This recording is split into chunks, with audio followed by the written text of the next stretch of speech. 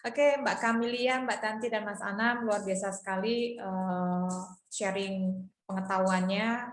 Dan untuk sesi tanya jawab, boleh langsung raise hand, atau kalau tidak ada yang raise hand, langsung bertanya langsung.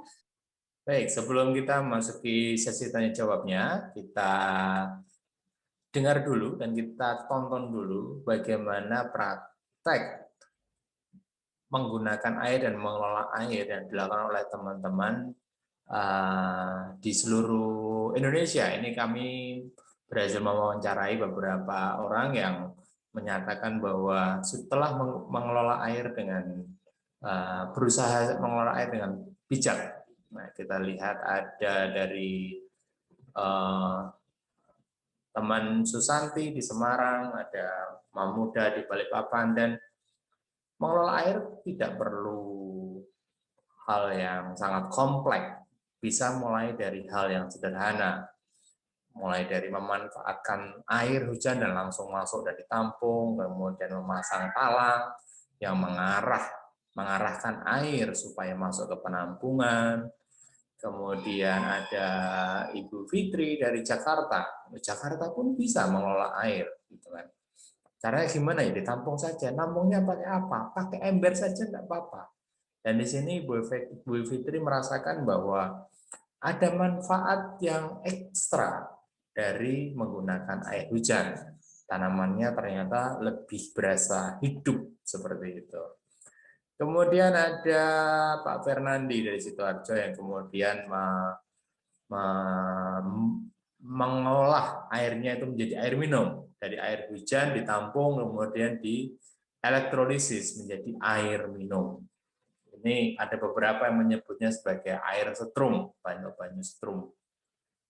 Kemudian ada juga di Solo, nah, menyebutnya hanya pakai, tapi sebenarnya adalah segala sesuatunya itu dimulai dari yang sepertinya hanya sederhana. Tapi memang itulah yang perlu kita lakukan. Kita mulai dari hal yang sederhana yang bisa kita lakukan. Ibu Susana dari Bandung, bikin sumur resapan. Menurut beliau adalah sederhana. Ini nothing, ini hal yang kecil. Tapi itulah yang perlu kita lakukan. Teman di Cirebon memanen dengan ember.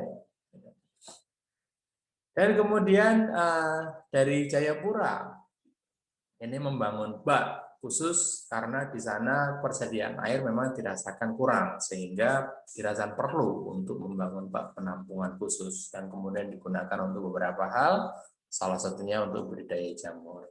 Kemudian Ibu Novita di Tangerang sama seperti teman-teman yang lain menampung menggunakan ember. Jadi mengidentifikasi bahwa ya ini bisa dimanfaatkan dan memang ada manfaatnya. Gitu. Ibu Novita menggunakannya untuk macam-macam. Nah, termasuk juga salah satu perilaku hemat air atau bijak air yang dilakukan adalah saat mencuci buah dan segala macam tadi. Semua air yang digunakan untuk keperluan rumah tangga itu ditampung lagi untuk kemudian menyiram tanaman dan membuat ekoenzim.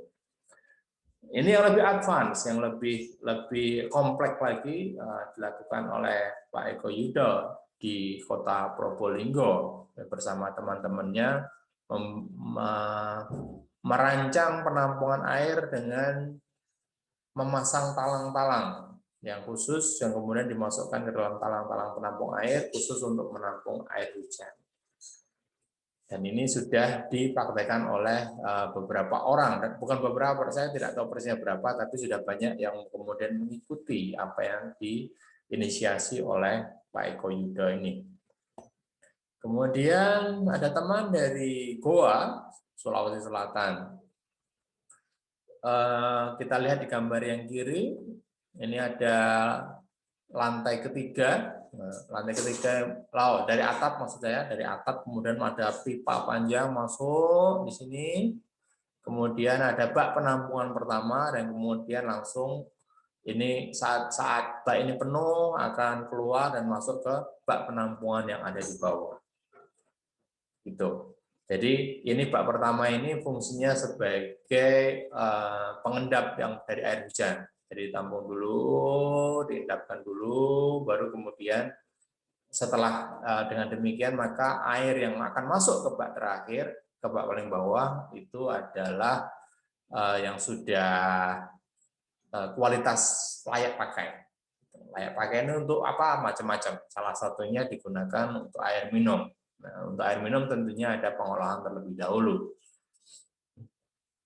Kemudian Ibu Monica di Bangka, ini menampung air dengan ember dan juga membiarkan sumurnya tetap terbuka. Tujuannya adalah membuat tempat-tempat penampungan sebanyak-banyaknya. Kemudian ada Abdul Haris di Jogja, ini membuat biopori di halamannya untuk menangkap air hujan dan untuk pengomposan. Dan kita lihat hasilnya adalah yang satu, tidak lagi menggunakan jasa tukang sampah karena semuanya berhenti. Semua berhenti di rumahnya untuk limbah organik itu sudah tertangani di rumah. Dan kemudian hasilnya untuk berkebun kita lihat tomat-tomatnya merah-merah itu ya. Kemudian Ibu Selvi di Medan, di sini agak susah air, sumurnya berminyak dan air pumpnya kadang bau, maka menampung air hujan adalah pilihan yang bijak, adalah strategi yang bijak. Caranya nampungnya gimana? Menggunakan bak apapun. Ini bisa lebih ada yang menggunakan bak seperti drum dan juga menggunakan bak yang seperti buat kayak kolam renang kecil gitu ya. Ini bisa buat kolam ikan sebenarnya. Cuma katanya sekarang lagi dipakai buat kura-kura, katanya. Ada kura-kura ngumpet gitu. Nah, kemudian Ibu Jenny di Nunukan. Di Kalimantan Utara itu sulit sumber air ternyata. Teman, ada satu hal yang Ibu Jenny identifikasi, yaitu hampir setiap minggu ada hujan. Maka menyia-nyiakan air hujan itu menjadi suatu hal yang tidak bijak. Nah, kebalikannya adalah menampung air hujan adalah hal yang bijak.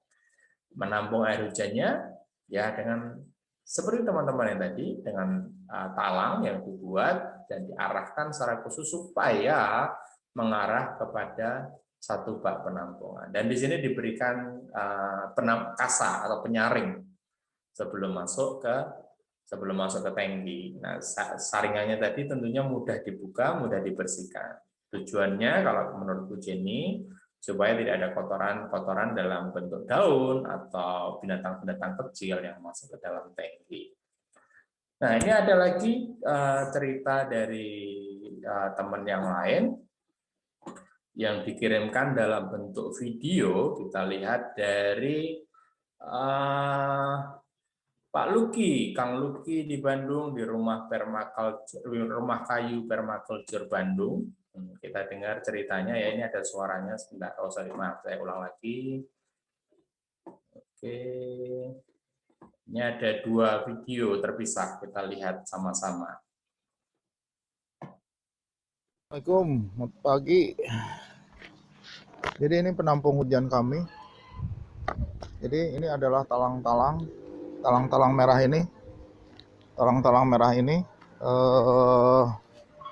masuk ke area-area khusus penampung hujan. Ini salah satu penampung hujan yang bisa langsung dipakai untuk cuci tangan dan lain sebagainya. Kita punya beberapa titik penampungan air hujan. Ini juga kelihatan nggak ya? Aduh, udah terlalu banyak daun. Pokoknya ini juga penampung air hujan. Talangnya situ ketutupan. Ini juga penampung air hujan. Kemudian semua ketika budal semuanya masuk ke sini. Ini akan disatukan dengan air dari mata air. Dari sini sebagian akan dipakai untuk rumah tangga. Itu ada pompa naik ke atas, naik ke toren atas. Sama di toren atas juga ada penampungan hujan. Naik ke atas. Di sini diendapkan dan dikasih ekoenzim secukupnya untuk memfiltrasi. Kemudian di sini itu ada masuk. Nah, ini penyiraman ekoenzim ke bak apa ya ini sebutnya, bak kontrol ya, bak kontrol dari mata air juga penampung hujan. Ini kebetulan lagi hujan gerimis nih. Nah, dari situ kita rutin masukin 1 liter 1 liter. Nah ini kemudian ada pipa ke sini, di dalamnya itu ada pipa, ini area biochar kami. Ini nah ini nanti keluar di sini limpahannya bak kontrol ini akan mengalir ke sini. Dari sini limpahannya akan ke sana ke sumur resapan.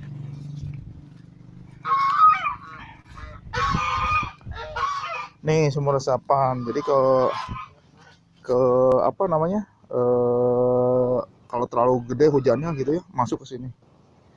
Nah, dari kolam ini kan dikasih ikan nila ya. Tuh nilainya beranak tuh. Berarti memang kontrol airnya baik lah istilahnya gitu. Airnya bersih, baik, layak untuk kehidupan. Makannya juga rakus tuh. Apa? Daun-daun keladi, daun sayur-sayuran yang habis. Ini dari sini sesuai dari ajarannya guru saya Mas Anam Masrur ke pipa besar itu. Jadi ada pipa 3 inci yang mengeluarkan air. Nah dari sini nanti ke lahan itu ada yang sprinkle, ada yang apa namanya drip, tergantung dari kita punya apa dan untuk nyiramnya gimana.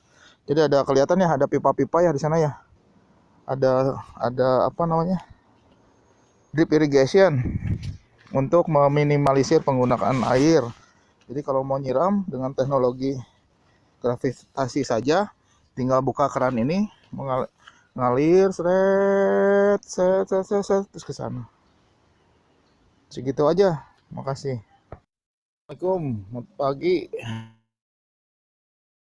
Itu tadi cerita dari banyak teman ya yang di seluruh Nusantara. Dan kita lanjut saja ya ke sesi tanya jawab yang akan Mbak Kamilia, Mbak Tanti, dan Mas Anam akan merespon dari apa yang ditanyakan oleh teman-teman. Silakan. Kami akan minta Mbak Tanti, tadi Mbak Tanti udah ya, Mbak Kamilia mungkin jawab pertanyaan yang ada di chat box dua dulu aja Mbak, 2 pertanyaan dulu. Nanti gantian ke Mbak Tanti 2, nanti ke Mas Anam. Monggo Mbak Kamilia dulu Mbak. Baik, terima kasih Mbak Duma. Jadi tadi yang untuk Pak Yuda ya, apakah air bersifat asam sudah dijawab oleh Bu Tanti, juga Bu Heni Hanifah, bagaimana supaya air hujan bisa aman dikonsumsi itu juga untuk ngetes pH, TDS segala macam itu sudah dijelaskan Bu Tanti. Nah, saya untuk yang Bu Nur Asia, bagaimana caranya agar septic tank tidak mencemari aquifer? Nah, ini ada apa namanya itu? Akan ada bahasan tersendiri untuk ini. Jadi septic tank memang ada desain khususnya supaya nanti itu tidak mencemari air. Memang ada, dan kalau memang nanti lebih tepatnya nanti Mbak Duma bisa membuat satu webinar khusus untuk ini. Kemudian untuk apa ini, Bapak apa Ibu ya ini ya? Ibu ini berarti Bapak ya. Bagaimana untuk menghitung volume air yang meresap di satu luasan lahan? Nah, ini ada rumusnya, memang ada rumusnya. Jadi memang ada beberapa teman mengembangkan sebuah penelitian bagaimana bahwa dalam satu kawasan itu zero delta V-nya sama dengan 0. Jadi kalau dia membangun suatu kawasan seperti itu, maka dia harus bertanggung jawab akan air yang mengalir di area yang dia bangun seperti itu. Jadi kalau misalnya awalnya dia adalah daerah resapan air, kemudian dibangun bangunan, maka yang membangun itu harus bertanggung jawab untuk menampung airnya yang di rumahnya itu seperti itu. Jadi kita akan harus baik itu dibuatkan seperti tandon tadi, seperti yang pemanaian air hujan seperti yang tadi dijelaskan Bu Tanti, kemudian diresapkan ke dalam air tanah atau dirilis pelan-pelan setelah hujan. Nah, itu pilihannya di situ. Jadi memang ada rumusnya. Jadi kalau Q itu adalah CIA, jadi CIA, jadi debit itu adalah C dikalikan I dikalikan A ya. C itu adalah koefisien pengaliran. Jadi kalau lahan tidak terbangun tuh koefisien pengalirannya itu antara 0,1 dan 0,2. Nah, ketika sudah dibangun itu menjadi 0,9. Sehingga 0,8-nya itu yang harus ditanggung oleh siapa? Si pembangun lahan tersebut. Sehingga nanti tinggal dikalikan volumenya berapa yang akan kita tampung ya, kita tinggal Q-nya tadi dikalikan waktu hujannya. Jadi kalau waktu hujannya 4 jam tinggal dikalikan debit tadi seperti itu. Nah, itu yang untuk lebih jelasnya nanti ini ada bahasannya tersendiri untuk bisa apa namanya itu. Bolehlah dijadwalkan sama Mbak Duma ini berapa yang apa namanya itu harus misalnya pengembang membuat perumahan. Nah, berapa pengembang itu harus membuatkan sebuah kolam retensi sebagai kompensasi atas dibangunnya lahan tersebut. Itu juga ada. Demikian juga misalnya beberapa teman yang kebetulan di webinar ini juga hadir, ketua penelitiannya Pak Ismail ya, juga sedang mengembangkan penelitian untuk apartemen tinggi. Nah, itu berapa karena dia juga akan menyumbang ini ya ketinggiannya itu. Nah, berapa yang harus tampungan yang harus dibangun oleh apartemen-apartemen untuk bisa sebagai kompensasi atas pembangunan tersebut. Jadi reduktor banjir lah istilahnya. Kami juga mengembangkan itu. Nah, kemudian untuk bagaimana untuk memanfaatkan air hujan untuk flushing toilet segala. Nah, itu tadi sudah ya gampang aja, tinggal buatkan aja ininya, salurannya seperti itu ya. Jadi kalau udah tandonnya ya udah dipakai aja kan gitu. Kemudian pada sebuah narasumber bagaimana menghilangkan cemaran sintetis pada air limbah. Nah, untuk ini harus ada ini apa namanya itu. Ini memang ada sendiri pembahasan untuk mengolah air limbah. Dia ada pakarnya sendiri. Jadi kalau ada teman saya juga mengembangkan sistem fitoremediasi ya. Jadi beliau itu kemudian mengembangkan apa ya semacam tanaman-tanaman yang kemudian ditanam di air yang dia itu berfungsi untuk menjernihkan air, mengurangi pencemaran dan sebagainya. Nah, itu ada beberapa teman yang mengembangkan penelitian seperti itu. Nah, itu. Kemudian apa tujuan untuk penghematan air loh? Apa tujuan dan kenapa kita harus membuat manajemen air? Ya karena seperti yang sudah dijelaskan tadi bahwa air tawar itu cuma sedikit, cuma 2,5%. Dan dari 2,5% itu 2/3-nya dia berupa es. Nah, jadi kalau kita tidak menghemat air, kalau kita misalkan tidak menggunakan air dengan bijak, dan kemudian kita mengeksploitasi air tanah dengan besar-besaran seperti yang dijelaskan tadi ada bahwa di suatu daerah pernah saya juga lihat di TV itu ada yang memproduksi air dalam kemasan yang kemudian menyebabkan petani kekurangan air. Nah, ini akan menyebabkan sebuah akhirnya perkelahian, akhirnya pabriknya disegel seperti itu. Nah, ini fakta bahwa memang air itu sangat kita butuhkan. Kita bisa tidak makan seharian, tapi kita tidak mungkin bisa tidak minum seharian. Nah, itu yang kemudian kita harus yakin bahwa ya kita harus menghemat air dan kita harus menyelamatkan air sebelum terlambat seperti itu. Nah, bagaimana cara mencukupi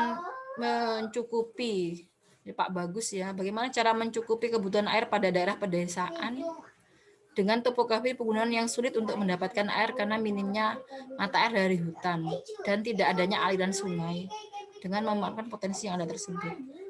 Jadi kalau zaman dulu ya, kalau saya gitu ya kan suka nontonnya TVRI ya, jadi sering melihat orang-orang yang mendapatkan hadiah Kalpataru karena berhasil menghidupkan tanah-tanah kritis seperti itu. Jadi memang untuk daerah pegunungan yang tidak mungkin ditanami. Bukannya tidak mungkin, bukannya tidak bisa, pasti mungkin, pasti bisa seperti itu. Cuman memang effortnya lebih besar. Jadi beberapa pedesaan dengan topografi Gunung Kapur itu memang sangat sulit mendapatkan air. Jadi hampir semua penduduknya itu mendapatkan air menggunakan air hujan sebagai satu-satunya sumber air, baik untuk sawah maupun untuk kebutuhan sehari-hari. Sehingga di pedesaan-pedesaan itu kemudian mereka memiliki di setiap rumah-rumahnya itu memiliki kamar mandi dengan bak mandi yang sangat besar seperti itu. Sholat. Mama, Dede mau sholat. Sebentar. Ya. Nah, seperti itu. Jadi dengan kita kemudian mengadakan penghijauan seperti itu, maka nanti akan tercapai akan hidup air. Jadi ada banyak video-video yang menceritakan tentang itu. Oke, Mbak Kamelia. Oke. Untuk pertanyaannya masih ada lagi ya, Mbak? Tapi Nah, gantian. Satu lagi. Satu lagi, nggih. Siap. Nah, jadi bagaimana tempat dari Bu Diah ya? Tempat tinggal kami banyak ruang terbuka dan pepohonan, namun air tanah sulit keluar. Nah, ini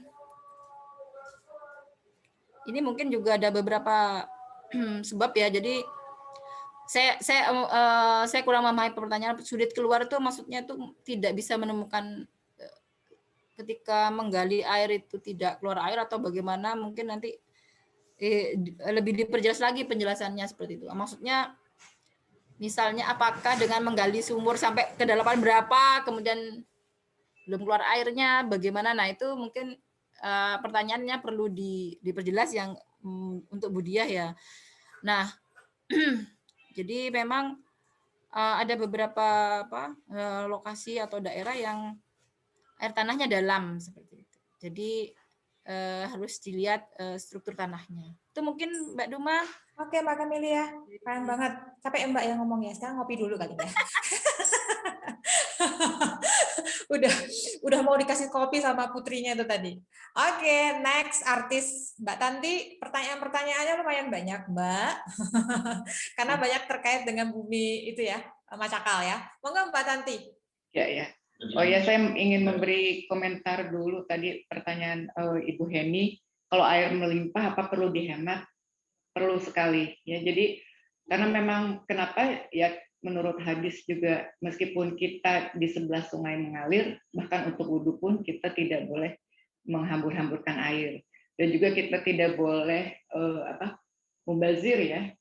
Nah, kalau misalnya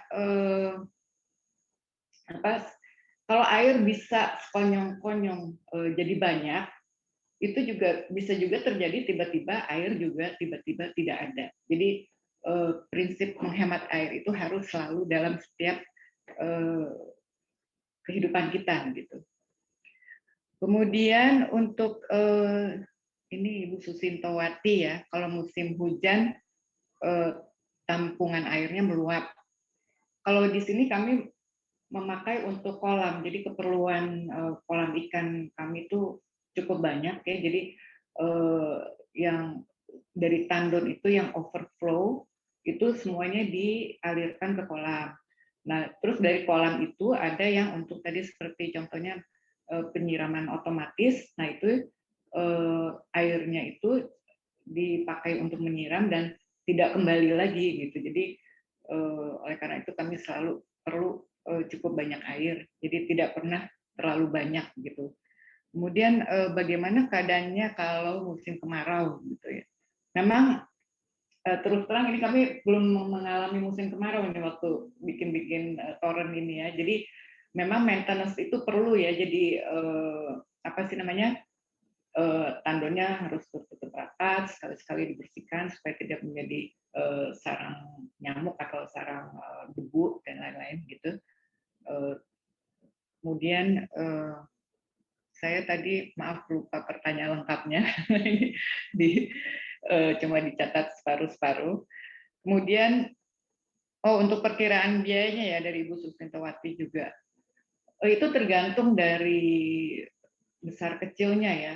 Tapi kalau saya sih memotivasi supaya mulai dulu dengan yang kecil, seperti tadi saya setiap bahkan bidang miring yang kecil pun itu bisa kita coba untuk memanen air. Dan itu juga bisa pakai barang bekas, misalnya ada peralon bekas atau ada ember yang tidak terpakai, gitu kan. Nah, kalau memang kita betul-betul berniat untuk membuat menampung air hujan itu untuk konsumsi kita, ya itu mungkin budgetnya tuh kira-kira sama kalau kita membuat membeli tandon toren untuk air sumur gitu. Semoga menjawab. Kemudian ini yang dari Bu Nur Asiah ya untuk pendinginan atap. Ini di sini sedang azan, maaf boleh break dulu. Halo, apakah suara saya terdengar? Dengar, silahkan. Terima kasih sudah menunggu. Nah, tadi saya sedang menjawab pertanyaan Ibu Nur Asia untuk pendinginan atap. Jadi itu gunanya untuk menurunkan suhu mungkin hanya sekitar 1 atau 2 derajat. Tapi ya lumayan lah ya. Di sini suhunya cukup tinggi begitu. Selain itu juga sekalian untuk merawat atapnya. Mekanisme dan mekanismenya. Mungkin kalau nanti ada waktu, ada video singkat tentang itu.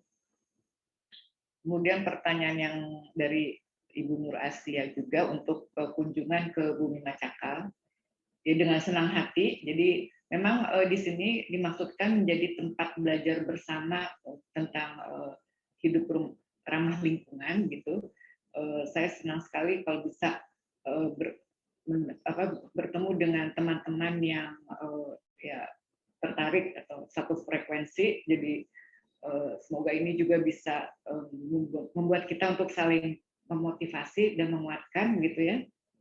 Kemudian di sini kami juga mempunyai koleksi buku-buku tentang lingkungan hidup dan film dokumenter. Itu juga kalau ada yang perlu nanti bisa juga mungkin bisa kalau pandemi sudah selesai bisa dibuka juga. Itu dulu pertanyaannya masih banyak, tapi mungkin ada pertanyaan untuk Pak Anam dulu ya. Bagaimana Mbak Duma? Pak Anam, halo. Your turn.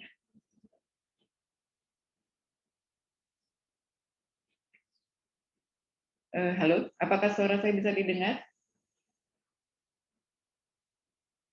Bisa Halo. Mbak Tanti, cuman Pak Anam sepertinya ini Belum ada ya. masih sholat mungkin. Ya. Apa ya lagi pertanyaan untuk saya? Rumah panggung bisa jadi sarang nyamuk. Jadi sebenarnya rumah panggung, saya bilang rumah panggung itu terutama karena aktivitas itu dan tempat tinggal itu di atas. Jadi di bawah itu ya tadi seperti sudah dijelaskan ada kebun dan lain-lain. Jadi itu tingginya itu seperti tinggi sekitar 2,5 meter ya. Jadi bukan rumah panggung beneran gitu ya. Tapi juga diusahakan supaya di bawah itu betul-betul menjadi daerah resapan air juga. Kalau nyamuk sih memang, oh ya tadi juga saya lupa menyebutkan bahwa untuk daerah ruang bersama dan segala macam kami memakai paving block supaya air masih tetap bisa mengalir kalau misalnya diperlukan gitu. Jadi betul-betul tidak menutup permukaan tanah secara total gitu. Dan juga paving block juga kan hanya pakai pasir ya. Kemudian kalau nyamuk, saya pikir juga itu masalah. Memang kalau kalau di daerah saya juga memang banyak nyamuk. mau rumah panggung atau rumah biasa. Jadi yang kami lakukan sih memang menanam beberapa tanaman yang katanya anti nyamuk. Terus di tempat yang ya kalau di kolam itu semuanya langsung dimakan ikan. Kalau di kolam retensi luar saya lihat banyak katak juga. Jadi berudu juga memakan ini ya, jentik-jentik nyamuk. Jadi ada beberapa usaha yang dilakukan untuk mengurangi nyamuk tersebut. Tapi yang saya tidak setuju ya, memang tapi sayangnya masih sering dilakukan di perumahan kami ini adalah fogging. Karena yang pertama juga efektivitasnya dipertanyakan ya, karena sering kali juga habis fogging malah nyamuknya tambah tambah banyaknya keluar gitu ya. Kemudian juga seringkali kita juga tidak mempertanyakan apa sih yang disemprot itu gitu. Kayaknya kita cukup puas dengan melihat bahwa ada orang yang nyemprot, kemudian bau, banyak asap. Nah itu kita udah yakin bahwa itu adalah bahan yang memang tepat untuk digunakan gitu. Jadi kalau memang pun harus fogging ya, dan lama-lama juga kan terjadi nyamuknya juga kebal terhadap itu bahan itu gitu. Itu saja mungkin. Berikutnya Pak Anand. Halo, maaf tadi saya termute, nggak bisa bicara. Apa kedengeran saya sudah? Kedengeran Mas, kedengeran. Oh iya. Wah, ini banyak sekali kendala teknis hari ini. Mungkin badai elektromagnetik ini. Dampak dari sini nih, tahun baru Cina ini. Ya, saya mungkin hanya mengomentari karena saya tadi putus, jadi tidak banyak tahu tentang pertanyaan. Tapi saya ingat pertanyaan tentang lahan di desa untuk desa yang tidak ada mata airnya itu. Sebetulnya tadi dengan keyline itu kita bisa, pada intinya begini, kalau di Bentang itu ada yang namanya strategi keyline tadi, itu di mana di pertemuan antara concave dan convex itu ada area yang landai dengan curam. Jadi ketika ada bukit yang curam kemudian melandai, itu biasanya disebut key point, titik kunci atau titik air yang dimana nanti di situ mata air itu bisa keluar. Nah, kita menyikapinya adalah menanam pepohonan yang memang paling efektif untuk bisa mengelola air di sana. Di antaranya adalah kalau orang dulu itu menggunakan beringin, tapi tidak hanya beringin, ketapang dan jenis-jenis ficus itu paling efektif untuk mengelola air karena akarnya itu sangat besar dan kuat, masuk ke dalam dia akan mengelola perairan di situ dan biasanya kemudian akan keluar mata air. Nah, oleh karena itu perlu kita mengetahui mana key point-nya dan di situ kita perlu tanam pepohonan tersebut. Dan di seiring garis kontur dari key point itu disebut key line yang tadi perlu ditanamin rumput, misalnya rumput akar wangi atau rumput-rumputan lain yang kemudian akan disuksesi dengan pepohonan.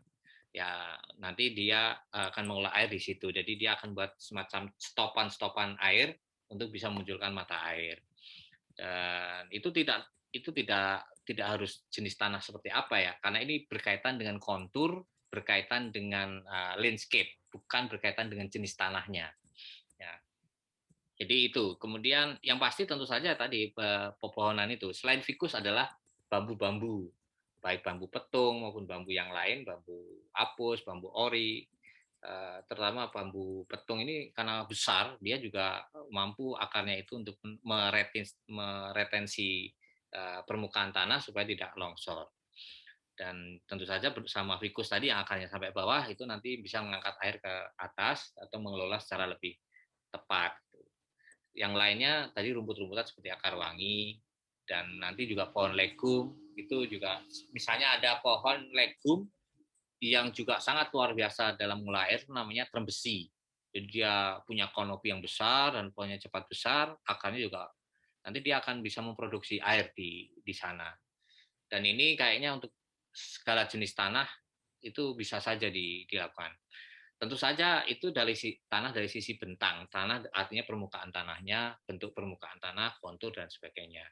Yang berikutnya tentu saja adalah menghidupkan kembali tanah bagian atas itu dengan menambahkan bahan organik terus-menerus, sekaligus juga mikroorganismenya, gitu. Bagaimana yang biasa dibahas dalam sistem pertanian organik, gitu. Bagaimana menambahkan bahan mikroorganisme dan kemudian seresah daun, ranting-ranting, biomasa dan sebagainya supaya maksimal, tidak dibawa pergi dari lahan tersebut, sehingga nanti akan membentuk topsoil, tanah atas yang subur, dan bisa nanti kita bisa menanam pohon-pohon di atasnya. Itu yang masih saya ingat. Nanti kita langsung lagi tanya jawab yang lain lah. Silakan mungkin. Oke, ini ada yang mau langsung bertanya, Mbak Tanti, Mbak Kamila dan Mas Anam. Pak Yudhistia, Pak Yudhistia, mohon silakan pertanyaannya singkat padat jelas, Pak. Saya sudah ask to unmute ya.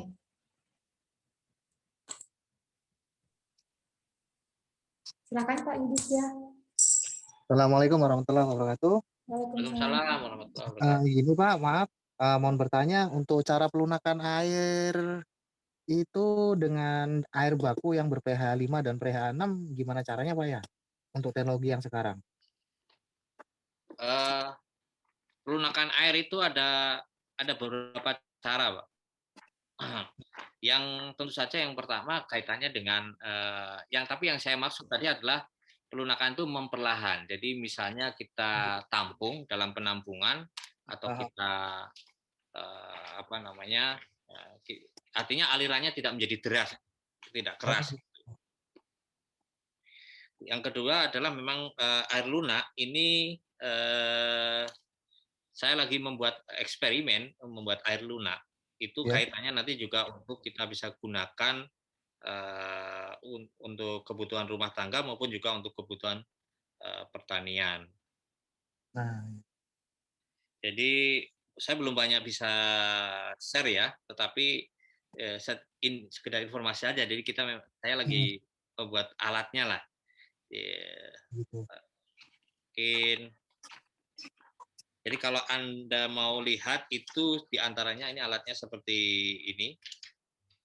Saya kasih videonya yang di buku saya ini yang mungkin nggak terlalu kelihatan ya, tetapi nanti saya fotokan.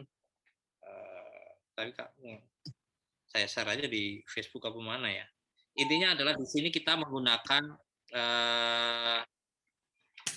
mikroorganisme untuk membuat air lembut. Dan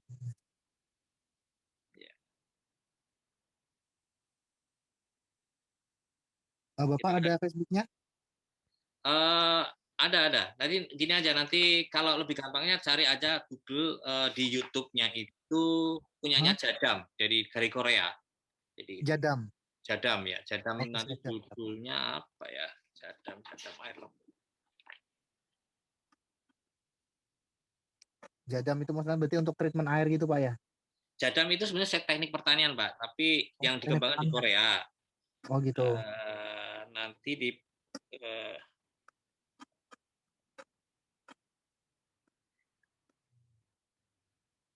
karena ini lagi proses perbaikan sistemnya saya. Oke. Tapi yang selain itu Pak, memang yang seperti yang saya sampaikan tadi, jadi selain dilembutkan juga dia dipelankan. Dipelankan itu dalam arti jadi kalau Anda membuat misalnya aliran air itu jangan dikeraskan. Kalau Anda membuat seperti kanal tadi ada gambar-gambar kanal, itu mestinya ada berhentinya dulu, baru jalan berhentinya dulu. Jadi yang jalan itu lipasannya saja. Jadi sedikit-sedikit gitu. Oh ya, paham. Ya. Jadi apapun kalau Anda merancang, terus yang lain lagi yang mungkin sulit dilakukan itu adalah semestinya pipa air kita itu tidak boleh hanya lubang begitu, Pak. Harusnya ada semacam ulirnya di dalam. Jadi air itu akan mengalir karena air itu sebenarnya mengalirnya tidak lurus, Pak. Bahkan di darah kita itu air darah itu, cairan darah itu mengalir di arteri dan kembali itu tidak lurus, dia membentuk semacam vortex. Ya ini butuh sesi yang lebih panjang mungkin, termasuk yang tadi mungkin karena saya tidak siapkan presentasinya dan Oke. prosesnya lagi di jalan. Dan ini insya Allah nanti kalau memang ada sesi lain ya bisa share. Oke, siap-siap. Insya Allah ditunggu next sesi lagi. Iya, terima kasih. Kasih. Apakah masih ada Mbak Tanti atau Mbak Kamilia pertanyaan-pertanyaan yang belum dijawab yang mau dijelaskan? Ini saya mau menjawab 2 pertanyaan kalau masih ada waktu. Silakan Mbak. Dari Ibu Ratna ya, pedoman teknis untuk pembuatan kantor itu, ya mungkin bisa cari di Google juga. Cuma kalau waktu di sini, ya misalnya waktu terakhir membuat toren penampungan air hujan, itu diusahakan supaya tinggi si toren itu lebih tinggi dari keran-keran yang ada di lantai itu, saya keran kamar mandi, keran dapur, jadi maksudnya supaya itu bisa berjalan dengan proses gravitasi begitu. Saya harap itu cukup menjawab karena saya juga bukan orang teknik, seringan percaya aja pada itu saran tukang. Kemudian Ibu Yulika masih ada menanyakan tentang biopori ya. Biopori nanti bisa saya jelaskan secara lengkap nanti di Instagram kami, Bumi Macakal. Tapi memang biopori itu pakai tutup untuk mencegah yang lain-lain masuk ke dalam, termasuk hewan gitu ya. Jadi kalau misalnya tidak pakai tutup bisa pakai kawat saja. Dan ini juga saya lagi mencari-cari, waktu itu kayaknya pernah melihat orang buat biopori tutupnya itu seperti kayak cengkram gitu kayaknya, jadi justru lebih gampang untuk dibuka tutupnya. Nanti juga kalau udah ketemu lagi itu ya insya Allah diposting di Instagram kami. Ya kalau mau berkunjung lagi silahkan Ibu Yulika, ditunggu. Kemudian tadi mau 2 ya, masih ada yang pertanyaan yang belum saya jawab. Sementara yang kebaca baru itu aja, mungkin kalau ada yang kelewat tolong raise hand aja ya, begitu. Ya, terima kasih. Oke Mbak Tanti, Mbak Kamilia, apakah masih ada pertanyaan yang harus dijawab? Tadi ya Bu Diah merespon ini Mbak Duma bahwa muka air tanahnya itu di kedalaman 30 meter. Jadi mungkin bisa dilihat di presentasi saya yang slide kedua, yang slide ketiga ya mungkin ya. Itu kan kelihatan bagaimana air tanah itu akan ada di kedalaman berapa, itu akan kelihatan. Jadi kalau misalnya semakin ke dalam berarti memang mungkin posisi kita itu lebih tinggi, jadi ada di daerah lebih agak pegunungan seperti itu, biasanya memang air tanahnya lebih dalam seperti itu. Jadi kalau misalnya daerahnya datar, biasanya air tanahnya juga lebih dangkal. Logikanya seperti itu. Cuman untuk memastikannya itu memang ada beberapa pengetesan seperti geolistrik atau VLP untuk bisa melihat bagaimana struktur tanah, struktur di bawah tanahnya seperti apa. Jadi muka air tanahnya itu ada di kedalaman berapa. Jadi bukan semata-mata karena pohon dan air, jadi ruang terbuka seperti itu. Jadi di daerah perbukitan Gunung Kapur itu juga banyak pohonnya, tapi airnya tidak ada. Jadi airnya karena dia sangat porus ya kan, itu benar-benar masuk ke dalam lapisan yang sangat dalam. Itu mungkin yang bisa saya tambahkan Mbak Duma. Oke, monggo. Ya, terima kasih Mbak Kamilia. Hampir 3 jam ya. Aduh, sampai udah internetnya pada proses karena datanya dipakai lebih. Oke, kalau Mas Anam mungkin ada closing statement kali ya Mas, atau ada yang perlu disampaikan lagi sebelum saya menyampaikan kesempatan-kesempatan untuk para peserta, mungkin ada yang tertarik untuk dibahas lebih dalam lagi terkait tentang kemandirian air ini ya.